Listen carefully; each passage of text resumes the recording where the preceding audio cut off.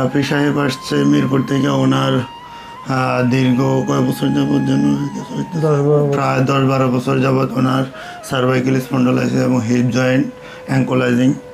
আজকে আমাদের কাছে প্রথম সেশন ওনার। আচ্ছা, আপনার কি সমস্যা নিয়ে আসছেন একটু বলেন তো। আসসালামু আলাইকুম, আমার নাম আকিফুর রহমান রাফি। আমি মিরপুর থেকে আসছি।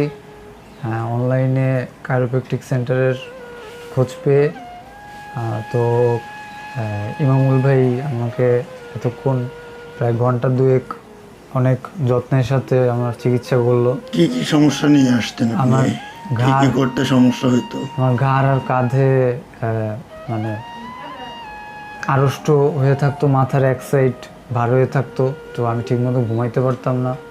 একটা হাত মনে অবশ মনে হচ্ছে, বাম হাতটা নাকি? বাম হাত, আমার বাম পাশ আর কি অনেক সমস্যা করতো। তো আমি অনেক জায়গায় দেখাইছি এর আগে, কিন্তু আমি আর কি সন্তুষ্ট হয়ে উঠতে পারিনি।